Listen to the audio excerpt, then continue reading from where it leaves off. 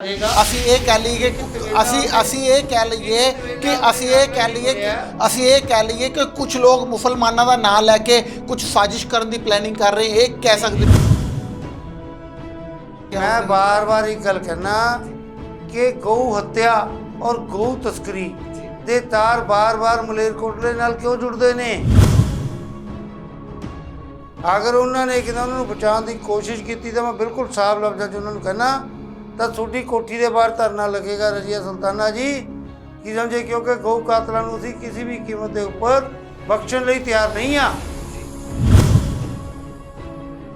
ਤਾਂ ਅਸੀਂ ਇਹੀ ਕਹਿ ਰਹੇ ਹਾਂ ਕਿ ਸ਼ਿਵਸੈਨਾ ਬਾਲ ਠਾਕਰੇ ਅੱਜ ਸਕਾਈ ਨਿਊਜ਼ ਦੇ ਮੰਚ ਤੇ ਗੱਲ ਖੁੱਲੇ ਤੌਰ ਤੇ ਕਹੇ ਕਿ ਕਿਸੇ ਨਾ ਕਿਸੇ ਜਾਂ ਤਾਂ ਹਿੰਦੂ ਤੇ ਮੁਸਲਮਾਨਾਂ ਨੂੰ ਲੜਾਉਣ ਦੀ ਸਾਜ਼ਿਸ਼ ਹੈ ਜਾਂ ਕੋਈ ਮੁਸਲਮਾਨ ਧਰਮ ਦੇ ਲੋਕ ਇਹ ਕੰਮ ਕਰ ਰਹੇ ਨੇ। मैं बिल्कुल स्पष्ट होते कह के आए हाँ। ਸਰ ਪੋਲੀਟੀਕਲ ਪ੍ਰੈਸ਼ਰ ਤੋਂ ਕੀ ਮਤਲਬ ਹੈ ਤੁਹਾਡਾ? ਪੰਜਾਬ ਸਰਕਾਰ ਦੇ ਮੰਤਰੀ ਜਾਂ ਪੰਜਾਬ ਸਰਕਾਰ ਦੇ ਅਫਸਰ ਇਸ 'ਚ ਇਨਵੋਲਵ ਨੇ, ਇਹ ਕਹਿਣਾ ਚਾਹੁੰਦੇ ਹੋ ਸਿੱਧੇ ਤੌਰ ਤੇ? नहीं अज उत्ते कहता चेयरमैन साहब ड्रामेबाजी करन गए सी, जो संस्कार हो चुका कहता उन्होंने दफनाया जा चुका। उस तो बाद SDO मलेरकोटला नाल लैके उत्ते राउंड करके आए ने खबर भेजण दे लई। समझे, ड्रामेबाजी पूरी जारी है चेयरमैन द्वारा। ਗਊ ਸੇਵਾ ਕਮਿਸ਼ਨ ਜਿਹੜਾ ਪੰਜਾਬ ਸਰਕਾਰ ਦਾ ਕਿਤੇ ਇਸ ਤਰ੍ਹਾਂ ਤਾਂ ਨਹੀਂ ਕਿ ਜਿਹੜੇ ਉਸਦੇ ਕਰਿੰਦੇ ਨੇ, ਉਸ ਜਿਹੜੇ ਅਧਿਕਾਰੀ ਨੇ, ਹੋ ਸਕਦਾ ਕਿ ਜਿਹੜੇ ਵਿਰੋਧੀ ਦਲ ਨੇ ਜਾਂ ਜਿਹੜੇ ਗਊਆਂ ਨੂੰ ਮਾਰਨ ਵਾਲੇ ਨੇ, ਬੁੱਚੜਖਾਨੇ ਵਾਲੇ ਨੇ, ਉਹਨਾਂ ਦੇ ਨਾਲ ਮਿਲੇ ਹੋਣ? ਕਿਹੜੇ ਲੋਕਾਂ ਕਰਕੇ ਜੀ, ਕਿਹੜੇ ਲੋਕਾਂ ਕਰਕੇ? ਸਿੱਧੇ ਤੌਰ ਤੇ ਅਸੀਂ ਇਹ ਕਹਿ ਲਈਏ ਕਿ ਮੁਸਲਮਾਨ ਲੋਕ ਨੇ ਜਿਨ੍ਹਾਂ ਕਰਕੇ ਤਣਾਅ ਪੈਦਾ ਹੋਇਆ, ਜਿਹੜੇ ਕਟੇ ਹੋਏ ਸਿਰ ਮੁਸਲਮਾਨਾਂ ਦੇ ਇਲਾਕੇ ਦੇ ਵਿੱਚ ਪਾਏ ਗਏ ਨੇ, ਕਿਹਾ ਜਾ ਸਕਦਾ। ਸਕਾਈ ਨਿਊਜ਼ ਪੰਜਾਬ ਵਿੱਚ ਪਰ ਫਿਰ ਤੋਂ ਦਰਸ਼ਕਾਂ ਦਾ ਸਵਾਗਤ ਹੈ। ਮੈਂ ਸ਼ਿਵ ਨਾਰਾਇਣ ਜਾਂਗੜਾ। ਗੱਲ ਕਰਾਂਗੇ ਅੱਜ ਬਹੁਤ ਹੀ ਗੰਭੀਰ ਮੁੱਦੇ ਦੀ। ਪੰਜਾਬ ਦੇ ਮਲੇਰਕੋਟਲਾ ਦੇ ਵਿੱਚ ਅੱਜ 22 ਥੈਲੇ ਪਾਏ ਗਏ ਨੇ ਇੱਕ ਖੂਹ ਦੇ ਵਿੱਚ, ਜਿਸ ਦੇ ਵਿੱਚ ਗਊ ਦੇ ਸਿਰ ਅਤੇ ਗਾਂ ਦੇ ਹੱਥ ਪੈਰ ਸਨ। ਉਹਨਾਂ ਨੂੰ ਮਾਰਨ ਤੋਂ ਬਾਅਦ ਉਹਨਾਂ ਦੀਆਂ ਹੱਡੀਆਂ, ਗਊਆਂ ਦੇ ਸਿਰ ਉੱਥੇ ਲੱਭੇ ਨੇ, ਜਿਸ ਤੋਂ ਬਾਅਦ ਲਗਾਤਾਰ ਮਲੇਰਕੋਟਲਾ ਇਲਾਕੇ ਦੇ ਵਿੱਚ ਤਣਾਅ ਦਾ ਮਾਹੌਲ ਹੈ। ਹੱਦ ਤਾਂ ਉਦੋਂ ਹੋ ਗਈ ਜਦੋਂ ਪੰਜਾਬ ਪੁਲਿਸ ਨੇ ਉੱਥੇ ਜਾ ਕੇ ਉਹਨਾਂ ਦੇ ਪੋਸਟਮਾਰਟਮ ਕਰਵਾਏ, ਉਹਨਾਂ ਦੇ ਸਿਰ ਕੱਢੇ। ਅੱਜ ਸਾਡੇ ਨਾਲ ਮੌਜੂਦ ਨੇ ਪੰਜਾਬ ਦੇ ਸ਼ਿਵਸੈਨਾ ਬਾਲ ਠਾਕਰੇ ਦੇ ਕਾਰਜਕਾਰੀ ਪ੍ਰਧਾਨ ਹਰੀਸ਼ ਸਿੰਗਲਾ ਜੀ। ਸਿੰਗਲਾ ਜੀ, ਬਹੁਤ ਬਹੁਤ ਸਵਾਗਤ ਤੁਹਾਡਾ ਸਕਾਈ ਨਿਊਜ਼ ਪੰਜਾਬ ਜੈ ਸ਼੍ਰੀ ਰਾਮ। ਜਿਸ ਤਰੀਕੇ ਨਾਲ ਸਿੰਗਲਾ ਜੀ ਇਹ ਹਾਲਾਤ ਇੱਕ ਪੈਦਾ ਹੋ ਗਏ ਨੇ, ਤੁਸੀਂ ਉੱਥੇ ਪਹੁੰਚੇ ਹੋ ਔਰ ਉੱਥੇ ਜਿਹੜੇ ਮਾਹੌਲ ਸੀਗੇ, ਇੱਕ ਵਾਰ ਅਸੀਂ ਕਹਿੰਦੇ ਦਰਸ਼ਕਾਂ ਨੂੰ ਦੱਸੋ, ਤਾਂ ਕਿ ਜਿਵੇਂ ਕਿ ਲਗਾਤਾਰ ਪੰਜਾਬ ਸਰਕਾਰ ਵੱਲੋਂ ਕਿਹਾ ਜਾ ਰਿਹਾ ਹੈ ਕਿ ਗਊਆਂ ਦੀ ਹੱਤਿਆ ਦਾ ਮਾਮਲਾ ਪੰਜਾਬ ਦੇ ਵਿੱਚ ਘੱਟੋ ਘੱਟ ਕੋਈ ਨਹੀਂ ਹੈ। ਪੰਜਾਬ ਦੇ ਵਿੱਚ ਗਊ ਤਸਕਰੀ ਤਾਂ ਇੱਕ ਆਮ ਗੱਲ ਹੈ, ਪਰ ਗਊ ਹੱਤਿਆ ਹੋਣਾ ਜੀ ਬਹੁਤ ਹੀ ਮੰਦਭਾਗੀ ਗੱਲ ਹੈ ਕਿ ਗਊ ਮਾਤਾ ਦਾ ਕਤਲ ਉਹ ਕਿਸੇ ਵੀ ਕੀਮਤ ਦੇ ਉੱਪਰ ਬਰਦਾਸ਼ਤ ਨਹੀਂ ਕੀਤਾ ਜਾ ਸਕਦਾ। ਸਾਡੇ ਗਊ ਰੱਖਿਆ ਦਲ ਦੇ ਰਾਸ਼ਟਰੀ ਪ੍ਰਧਾਨ ਸਤੀਸ਼ ਜੀ, ਜੋ ਰਾਜਪੁਰੇ ਤੋਂ ਨੇ, ਉਹ ਬਹੁਤ ਗਊ ਸੇਵਾ ਦਾ ਕੰਮ ਕਰਦੇ ਨੇ। ਉਹਨਾਂ ਨੂੰ ਕਈ ਦਿਨ ਤੋਂ ਇਨਫੋਰਮੇਸ਼ਨ ਆ ਰਹੀ ਸੀ ਕਿ ਪੰਜਾਬ ਦੇ ਕਈ ਜਗ੍ਹਾ ਤੇ ਗਊ ਕਤਲ ਕੀਤਾ ਜਾ ਰਿਹਾ ਜੀ। ਕੱਲ੍ਹ ਸਵੇਰੇ ਉਹਨਾਂ ਨੂੰ ਇੱਕ ਪੁਖਤਾ ਇਨਫੋਰਮੇਸ਼ਨ ਮਲੇਰਕੋਟਲਾ ਤੋਂ 3 ਕਿਲੋਮੀਟਰ 4 ਕਿਲੋਮੀਟਰ ਅੱਗੇ ਰਾਏਕੋਟ ਰੋਡ ਦੇ ਉੱਪਰ ਖੇਤਾਂ ਦੇ ਵਿੱਚ ਗਊ ਮਾਤਾ ਨੂੰ ਕਤਲ ਕਰਕੇ ਉਹਨਾਂ ਦੇ ਸਿਰ ਉੱਤੇ ਪਿੰਜਰ ਉੱਤੇ ਦੱਬੇ ਹੋਣ ਦੀ ਜਾਣਕਾਰੀ ਆਈ। ਉਹਨਾਂ ਨੇ ਉਹ ਜਾਣਕਾਰੀ ਮੇਰੇ ਨਾਲ ਸ਼ੇਅਰ ਕੀਤੀ। ਅਸੀਂ ਮਲੇਰਕੋਟਲੇ ਦੀਆਂ ਲੋਕਲ ਟੀਮਾਂ ਉੱਥੇ ਭੇਜੀਆਂ ਕਿ ਵਾਕਿਆ ਹੀ ਜਾਣਕਾਰੀ ਸਹੀ ਹੈ ਜਾਂ ਗਲਤ ਹੈ। ਤਾਂ ਜਾਣਕਾਰੀ ਪੁਖਤਾ ਸੀ ਤਾਂ ਅਸੀਂ ਆਪਣੀਆਂ ਟੀਮਾਂ ਲੈ ਕੇ ਉੱਥੇ ਮੌਕੇ 'ਤੇ ਕੱਲ੍ਹ ਪੁੱਜੇ ਅਤੇ ਮੌਕੇ 'ਤੇ ਉੱਥੇ ਦੇ DSP ਪਵਨਜੀਤ ਨੂੰ ਮੌਕੇ 'ਤੇ ਬੁਲਾਇਆ, ਪਵਨਜੀਤ ਜੀ ਨੂੰ। ਉਹਨਾਂ ਨੇ ਵੀ ਆ ਕੇ ਜੋ ਦੇਖਿਆ ਕਿ 2-4 ਗਊਆਂ ਦੇ ਸਿਰ ਖੂਹ ਦੇ ਵਿੱਚ ਇਸ ਤਰ੍ਹਾਂ ਹੀ ਪਏ ਸੀ। ਰਸਤਾ ਵੀ ਇੰਨਾ ਟਫ ਸੀ, ਉਹ ਕਹਿੰਦਾ ਵੀ ਉੱਥੇ ਕਿਸੇ ਵਹੀਕਲ 'ਤੇ ਪਹੁੰਚਿਆ ਨਹੀਂ ਜਾ ਸਕਦਾ।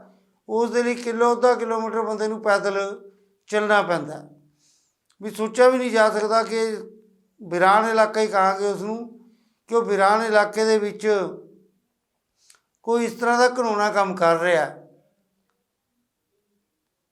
ਪੁਲਿਸ ਨੇ ਹਾਲੇ ਤੱਕ ਸਾਨੂੰ ਪੂਰਾ ਸਹਿਯੋਗ ਦਿੱਤਾ। ਉਹਦੇ ਵਿੱਚ ਪੁਲਿਸ ਨੇ ਪਰਚਾ ਵੀ ਦਰਜ ਕੀਤਾ ਸੰਘੌਰ ਥਾਣੇ ਦੇ ਵਿੱਚ, FIR ਨੰਬਰ 124 ਤੇ ਹੁਣ ਅੱਜ ਅਸੀਂ ਜਾ ਕੇ ਕੱਲ੍ਹ ਉੱਥੋਂ ਇਹ ਪਤਾ ਲੱਗਣ ਤੋਂ ਬਾਅਦ ਕੱਲ੍ਹ ਉੱਥੇ ਮੌਸਮ ਖਰਾਬ ਹੋ ਗਿਆ ਸੀ, ਮੀਂਹ ਵਗੈਰਾ ਵੀ ਆ ਗਿਆ ਸੀ, ਤਾਂ ਅੱਜ ਸਵੇਰੇ ਉਹ ਗਊ ਮਾਤਾ ਦੇ ਅੰਗ ਜਿਹੜੇ ਨੇ, ਹੱਥ ਪੈਰ ਕੱਟੇ ਹੋਏ, ਸਿਰ, ਉਹ ਸਾਰੇ ਕਢਵਾ ਕੇ ਸਨਾਤਨ ਰੀਤੀ ਰਿਵਾਜ ਦੇ ਨਾਲ ਉਹਨਾਂ ਨੂੰ ਉੱਥੇ ਦਫਨਾਇਆ ਗਿਆ।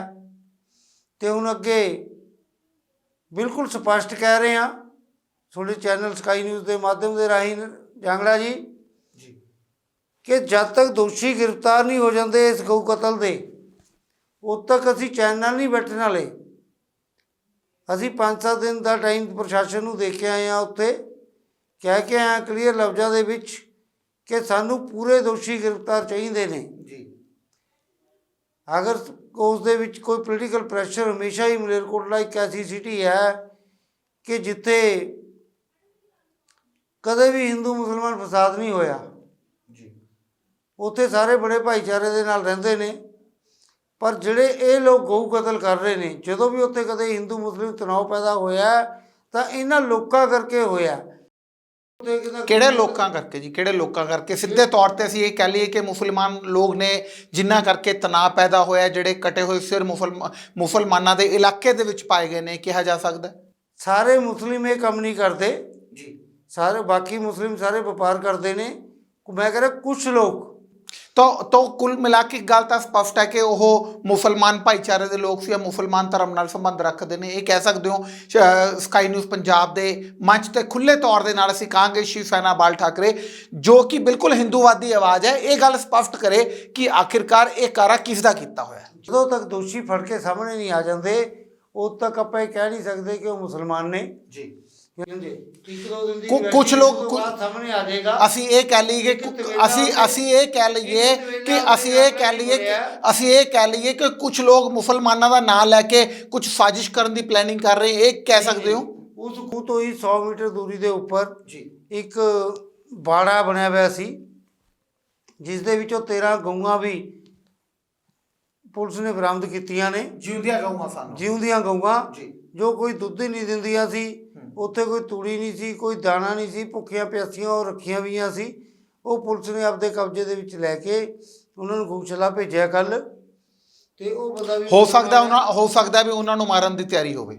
ਉਹ ਮਰਨੀ ਨਹੀਂ ਸੀ, ਉਹ ਜਿਸ ਹਾਲਾਤ ਦੇ ਵਿੱਚ ਉਹ ਰੱਖੀਆਂ ਵੀਆਂ ਸੀ। ਤਾਂ ਸਕਾਈ ਨਿਊਜ਼ ਪੰਜਾਬ ਵੀ ਸ਼ਿਵ ਸੈਨਾ ਬਾਲ ਠਾਕਰੇ ਦਾ ਇਸ ਗੱਲ ਤੋਂ ਧੰਨਵਾਦੀ ਹੈ ਕਿ ਇਹਨਾਂ ਨੇ 12-13 ਗਊਆਂ ਦੀ ਜਾਨ ਬਚਾ ਲਈ ਹੈ ਔਰ ਹੁਣ ਉਹ ਜਿਹੜੀਆਂ ਗਊਆਂ ਨੇ ਸकुशल ਜ਼ਿੰਦਾ ਗਊਸ਼ਾਲਾ ਦੇ ਵਿੱਚ ਭੇਜ ਦਿੱਤੀਆਂ ਗਈਆਂ ਨੇ। ਅਸੀਂ ਸਕਾਈ ਨਿਊਜ਼ ਪੰਜਾਬ ਬਹੁਤ ਧੰਨਵਾਦੀ ਹੈ ਇਸ ਦੇ ਲਈ ਤੁਹਾਡਾ। ਉਸ ਖੂਹਾਂ ਦੇ ਵਿੱਚ ਸੈਂਕੜਾ ਗਊਆਂ ਦਾ ਕਤਲ ਹੋਇਆ ਜੀ। ਅੱਜ ਤਾਂ ਸਿਰਫ 22 ਥੈਲਿਆਂ ਦਾ ਪੋਸਟਮਾਰਟਮ ਕੀਤਾ, ਜਿਹੜੀ ਡਾਕਟਰਾਂ ਦਾ ਬੋਰਡ ਬਣਿਆ ਸੀਗਾ। ਕਿੰਨੀਆਂ ਗਊਆਂ ਦੇ ਸਿਰ ਉਸ ਦੇ ਵਿੱਚੋਂ ਨਿਕਲੇ ਨੇ ਜੀ 22 ਥੈਲਿਆਂ ਦੇ ਵਿੱਚੋਂ?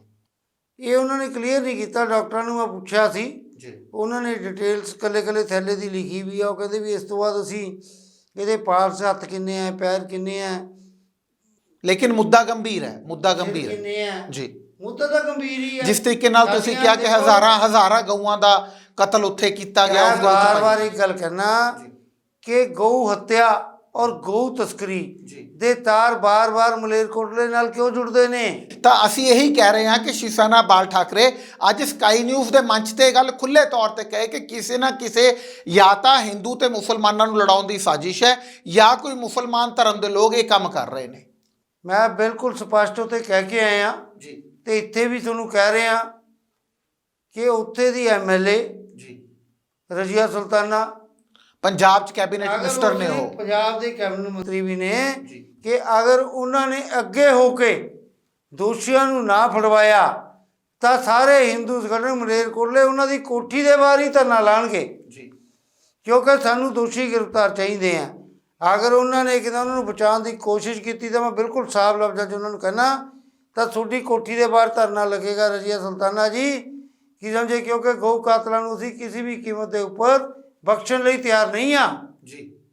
ਤਾਂ ਜਿਸ ਤਰੀਕੇ ਦੇ ਨਾਲ ਗਊ ਸੇਵਾ ਦਲ ਦੀ ਗੱਲ ਕਰੀਏ, ਸ਼ਿਵ ਸੈਨਾ ਬਾਲ ਠਾਕਰੇ ਦੀ ਗੱਲ ਕਰੀਏ, ਹੋਰ ਵੀ ਜਿਹੜੇ ਹਿੰਦੂ ਸੰਸਥਾਵਾਂ ਨੇ ਇਕੱਠੇ ਹੋ ਕੇ ਆਪਾਂ ਇਹ ਕਹੀਏ ਕਿ ਮਲੇਰਕੋਟਲਾ ਦੇ ਵਿੱਚ ਕਦੋਂ ਤੱਕ ਧਰਨਾ ਦੇ ਦੇਣਗੀਆਂ ਅਗਰ ਪੰਜਾਬ ਸਰਕਾਰ ਇਸ ਦਾ ਇਨਸਾਫ ਨਹੀਂ ਦਿੰਦੀ, ਦੋਸ਼ੀਆਂ ਨੂੰ ਗ੍ਰਿਫਤਾਰ ਨਹੀਂ ਕਰਦੀ। ਅਗਰ 10 ਦਿਨ ਦੇ ਵਿੱਚ ਪੂਰੇ ਦੋਸ਼ੀ ਨਹੀਂ, ਪੁਲਿਸ ਨੇ ਕੁਝ ਬੰਦੇ ਫੜੇ ਹੋਏ ਵੀ ਆ, ਜੇ ਪੂਰੇ ਦੋਸ਼ੀ ਸਾਨੂੰ ਐਂਡ ਤੱਕ ਚਾਹੀਦੇ ਨੇ ਕਿੱਥੇ ਉਹ ਕਤਲਖਾਨਾ ਕਿੱਥੇ ਹੈ?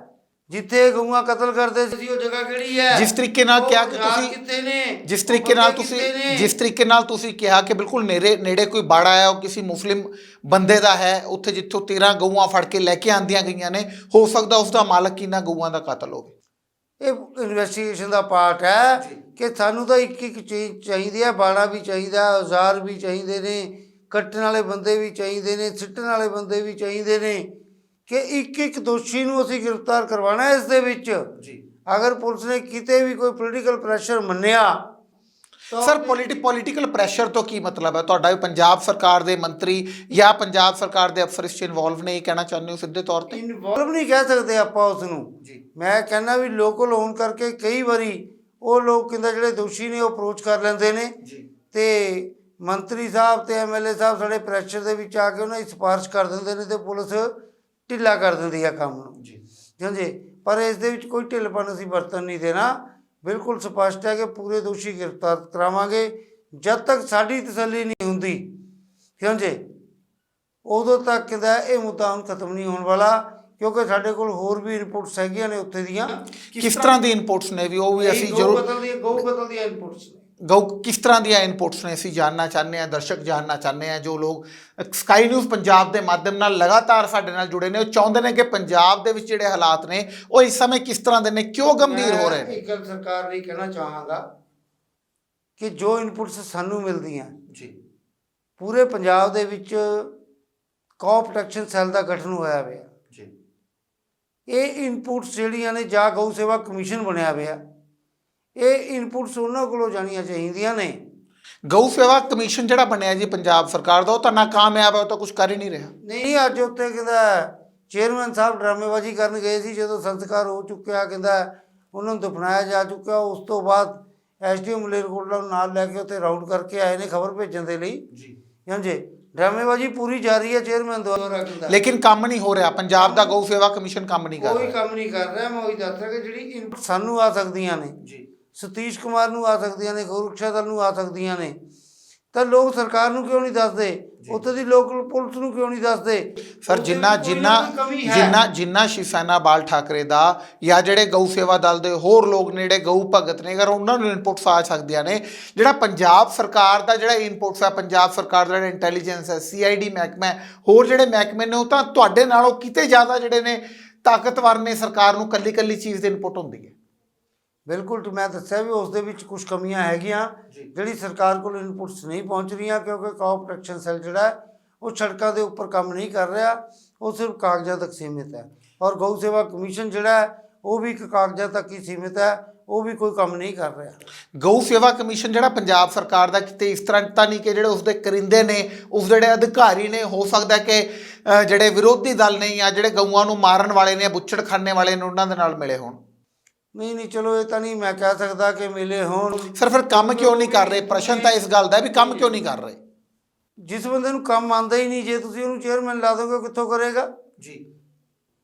ਤਾਂ ਅਸੀਂ ਇਹ ਕਹਿ ਲਈਏ ਕਿ ਜਿਹੜਾ ਪੰਜਾਬ ਸਰਕਾਰ ਨੇ ਗਊ ਸੇਵਾ ਕਮਿਸ਼ਨ ਨੇ ਚੇਅਰਮੈਨ ਲਗਾਇਆ, ਉਹ ਬਿਲਕੁਲ ਵੀ ਕਾਬਲ ਨਹੀਂ ਹੈ, ਉਸਨੂੰ ਹਟਾ ਦੇਣਾ ਚਾਹੀਦਾ, ਇਹ ਕਹਿ ਲਈਏ? ਚਲੋ, ਨਾ ਤਾਂ ਮੈਂ ਹਟਾਉਣ ਲਈ ਕਹਿਣਾ। ਸਰ, ਮੁੱਦਾ ਗੰਭੀਰ ਹੈ, ਮੁੱਦਾ ਗੰਭੀਰ ਹੈ। ਅਸੀਂ ਚਾਹੁੰਦੇ ਹਾਂ ਕਿ ਅੱਜ ਸਾਫ਼ ਸੁਥਰੀ ਸਪਸ਼ਟ ਗੱਲ ਹੋ ਜਾਵੇ ਕਿ ਆਖਿਰਕਾਰ ਪੰਜਾਬ ਦੇ ਵਿੱਚ ਗਊਆਂ ਦਾ ਕਾਤਲ ਲਗਾਤਾਰ ਹੋ ਰਿਹਾ, ਕਤਲ ਹੋ ਰਿਹਾ, ਇਸ ਦਾ ਜ਼ਿੰਮੇਵਾਰ ਕੌਣ ਹੈ ਤੇ ਕਿਸ ਤਰ੍ਹਾਂ ਰੁਕੇਗਾ? ਅਸੀਂ ਇਹ ਜਾਣਨਾ ਚਾਹੁੰਦੇ ਹਾਂ। ਜੇ ਹਿੰਦੂ ਧਰਮ ਦੇ ਲੋਕ, ਜੋ ਦੇਸ਼ ਵਿਦੇਸ਼ਾਂ ਦੇ ਵਿੱਚ ਲੋਕ ਬੈਠੇ ਨੇ, ਉਹ ਜਾਣਨਾ ਚਾਹੁੰਦੇ ਆ ਕਿ ਬਹੁਤ ਹੋ ਚੁੱਕਿਆ। ਕਮਿਸ਼ਨ ਦੇ ਚੇਅਰਮੈਨ ਨੂੰ SSP ਸੰਗਰੂਰ ਦੇ ਦਫ਼ਤਰ ਦੇ ਬਾਹਰ ਧਰਨਾ ਲਾ ਦੇਣਾ ਚਾਹੀਦਾ ਕਿ ਜਦ ਤੱਕ ਦੋਸ਼ੀ ਗ੍ਰਿਫਤਾਰ ਨਹੀਂ ਹੁੰਦੇ ਉਦੋਂ ਤੱਕ ਮੈਂ ਇੱਥੋਂ ਨਹੀਂ ਉੱਠਣਾ।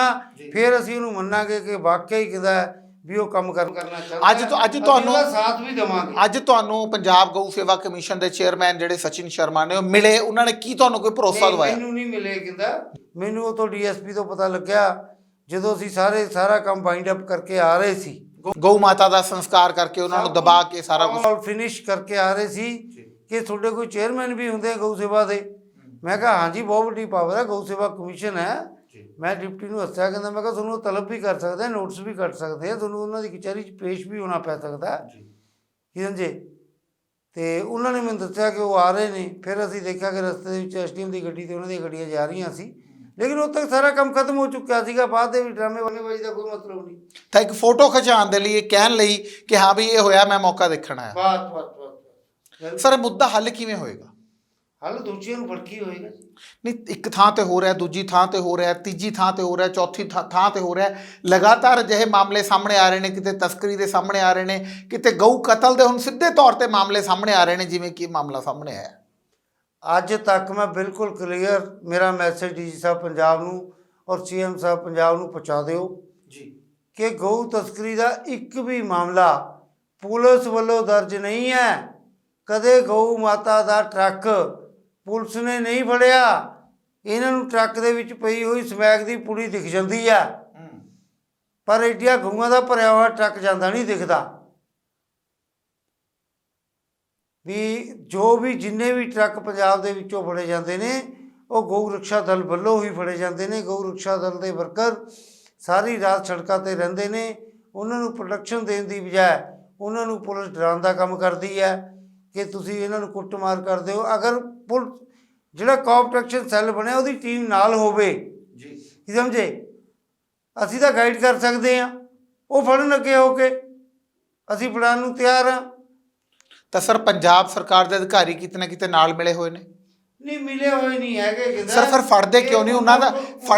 ਉਹਨਾਂ ਦਾ ਆਪਣਾ ਪ੍ਰੋਟੈਕਸ਼ਨ ਸੈੱਲ ਹੈ, ਉਹਨਾਂ ਦਾ ਸਾਰਾ ਕੁਝ ਹੈ, ਫਿਰ ਉਹ ਫੜਦੇ ਕਿਉਂ ਨਹੀਂ ਹੈ? ਨਾ ਅਕਾਲੀ ਸਰਕਾਰ ਨੇ ਕਿਤੇ ਕੋਈ ਕੰਮ ਕੀਤਾ ਇਸ 'ਚ ਜੀ, ਨਾ ਹੁਣ ਕਾਂਗਰਸ ਸਰਕਾਰ ਕਰ ਰਹੀ ਹੈ। ਜਦ ਕਿ ਮੈਂ ਕੈਪਟਨ ਸਾਹਿਬ ਦਾ ਬਹੁਤ ਵੱਡਾ ਫੈਨ ਆ, ਪਟਿਆਲੇ ਤੋਂ ਆ, ਉਹਨਾਂ ਦਾ ਕੱਟੜ ਸਮਰਥਕ ਆ, ਪਰ ਗਊ ਮਾਤਾ ਦੇ ਲਈ ਕੋਈ ਕੰਮ। ਭਾਈਵਾਲੀ ਵੀ ਹੈ ਜੀ ਤੁਹਾਡੀ, ਮਹਾਰਾਸ਼ਟਰ 'ਚ ਭਾਈਵਾਲੀ ਵੀ ਹੈ ਕਾਂਗਰਸ ਦੇ ਨਾਲ। ਕੈਪਟਨ ਸਾਹਿਬ ਦੀ ਸਰਕਾਰ ਨੇ ਵੀ ਕੋਈ ਕੰਮ ਨਹੀਂ ਕੀਤਾ। ਬਾਦਲ ਸਾਹਿਬ ਨੇ ਵੀ ਕੁਝ ਗਊਸ਼ਾਲਾ ਵਗੈਰਾ ਬਣਾਈਆਂ ਸੀਗੀਆਂ, ਸਮਝੇ, ਲੇਕਿਨ ਹੁਣ ਦੀ ਕਾਂਗਰਸ ਸਰਕਾਰ ਦੇ ਵਿੱਚ ਗਊ ਮਾਤਾ ਦੇ ਲਈ ਕੋਈ ਕੰਮ ਜਿਹੜਾ ਨਹੀਂ ਹੋਇਆ। ਗਊ ਤਸਕਰੀ ਉਲਟਾ ਘਟਣ ਦੀ ਬਜਾਏ ਵਧੀ ਹੈ।